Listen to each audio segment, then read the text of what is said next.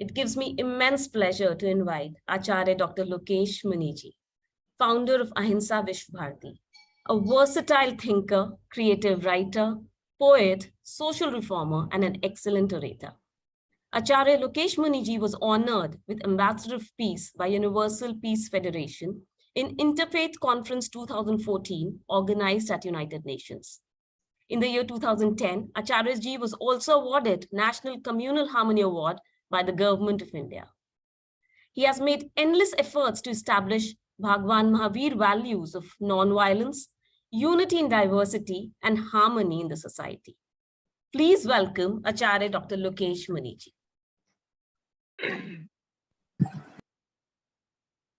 सबसे पहले मैं international centre for cultural studies, Bharatiya Vidya Bhavan और कर्मा फाउंडेशन को बहुत बहुत साधुवाद देना चाहता हूं कि उन्होंने G20 C20 के इस अवसर पर सभी फेथ लीडर को एक प्लेटफॉर्म पर आमंत्रित किया है।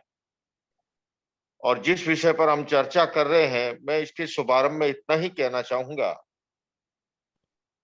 कि अहिंसा धर्म का शुभारंभ ही होता है। हम अपने अस्तित्व की तरह दूसरों के अस्तित्व को स्वीकार करना सीखें।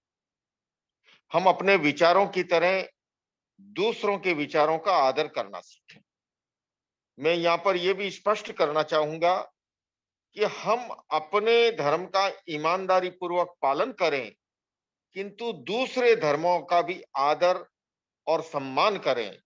यही हमारी भारतीय संस्कृति, भारतीय संस्कृति की मौलिक विशेषता रही है, अनेकता में एकता।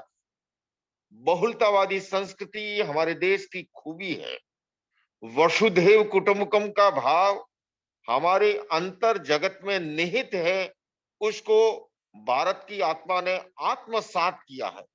मैं समझता हूं दुनिया में जितनी आपाधापी दिखाई दे रही है, संघर्ष जिसका अभी शशि बालाजी ने जिक्र किया, मैं इस अवसर पर यह कहना चाहूंगा कि G20 C20 के इस प्लेटफॉर्म ने जो हमें अवसर दिया है, इस अवसर का अगर हम सदुपयोग करें और धार्मिक गुरु इस बात को अपने एजेंडे में लें, क्योंकि भारत के संदर्भ में अगर मैं बात करता हूं, आज भी धर्म गुरुओं के प्रति एक विशिष्ट आदर और सम्मान का भाव है। प्रतिदिन हमारे यहाँ पर आस्था के स्थल पर लाखों करोड़ों लोग मंदिर, मस्जिद, चर्च, गुरुद्वारा आदि आदि उपासना के स्थल पर जाते हैं। और ऐसे में हम धर्म गुरु अपने अनुयायियों का सही मार्गदर्शन करें तो सरकारें करोड़ों रुपए खर्च करके जो काम नहीं कर सकती, वो काम आसानी से हो सकता है।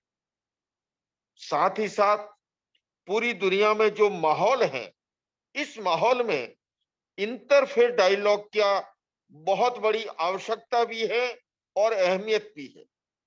दुनिया की अनेक समस्याओं के संदर्भ में अगर मैं कहूं, ग्लोबल वार्मिंग, क्लाइमेट चेंज, जलवायु परिवर्तन आज प्रमुख समस्या, उस समस्या के समाधान में भी हमारे सभी धर्मों के अंदर प्रकृति और पर्यावरण के प्रति जो दृष्टिकोण रहा है, मैं एक जैन मुनि होने के नाते ये कहना चाहूंगा, भगवान महावीर ने सत्य जीव निकाय का एक मौलिक सिद्धांत दिया।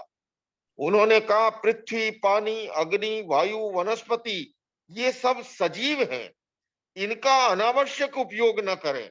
और इसलिए उन्होंने भोग और उपभोग के सीमाकरण का सिद्धांत दिया। मैं समझता हूं दुनिया उस सिद्धांत को अगर आत्मसात करे तो आज पर्यावरण की बहुत बड़ी समस्या का समाधान हो सकता है। किंतु इसके लिए हम सबसे पहली अपनी जीवन शैली पर जब तक आत्मावलोकन नहीं करेंगे और स्वयं से शुरुआत नहीं करेंगे, उसी तरह से गरीबी, अभाव, असमानता एक बड़ी समस्या है। जैन दर्शन कहता है भगवान महावीर, और उन्होंने ये जैनों में सबसे बड़ा आकर्षण है मुक्ति का, निर्वाण का, मोक्ष का। और उन्होंने इसको धर्म से जोड़ते हुए कहा असंविभागी न हो तत्समोक्षो।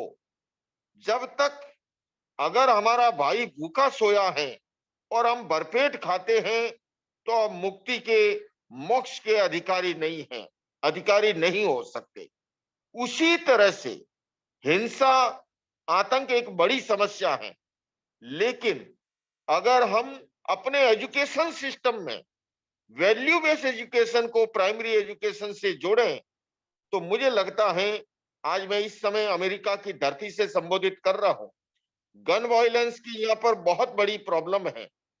पिछले दिनों ही राष्ट्रपति बाइडेन से जब चर्चा हुई, मैंने निवेदन किया कि गन तो एक इंस्ट्रूमेंट है, मूल प्रॉब्लम है मस्तिष्क की। इस मानव मस्तिष्क के अंदर एनिमल ब्रेन भी मौजूद है, जहां पर पार्श्विक वृत्तियां जन्म लेती हैं, तो इसके अंदर नियोकॉर्टेक्स परत भी है, जहां पर मानवीय और दैविक वृत्तियां जन्म लेती है।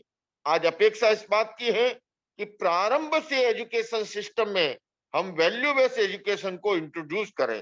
तो मैं इस अवसर पर पुनः भारतीय विद्या भवन को, कर्मा फाउंडेशन को बहुत बहुत साधुवाद देते हुए यही निवेदन करना चाहूंगा, आइए हम सब मिलकर के, G20 ने, C20 ने जो ये प्लेटफॉर्म उपलब्ध कराया है, इसका सदुपयोग करते हुए हम सब एकजुट होकर के, क्योंकि राजनीतिक दल 15, 20, 25 मिलकर के कॉमन मिनिमम प्रोग्राम बना करके 5, 10, 15 साल एक साथ सरकार चला सकते हैं, तो भला धर्मगुरु मिलकर के, फेथ लीडर मिलकर के काम क्यों नहीं कर सकते? आसानी से कर सकते हैं। और इसलिए मैं आपको आमंत्रित कर रहा हूं, आओ मिलकर बैठे, आपस में बात करें, 4 कदम ही सही चलने का साथ करें। यूं तो दूरी से दूरी बढ़ती जाएगी, कभी तो हम खुद से खुद की मुलाकात करें और हमें धर्म को अध्यात्म से जोड़े, धर्म को सामाजिक कुरीतियों के निवारण का माध्यम बनाए, धर्म को विज्ञान से जोड़े। धर्म और विज्ञान एक दूसरे के पूरक है, विरोधी नहीं है।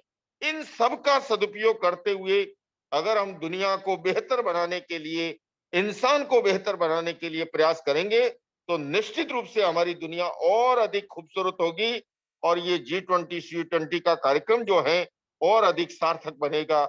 मैं पुनः सभी पूज्य स्वामी परमात्मानंद जी सहित सभी हमारे स्वामी जी, हमारी बहन साध्वी भगवती जी आदि तमाम भाग लेने वाले प्रतिनिधियों को बहुत बहुत आभार और सम्मान व्यक्त करता हूं। ओम अरहम।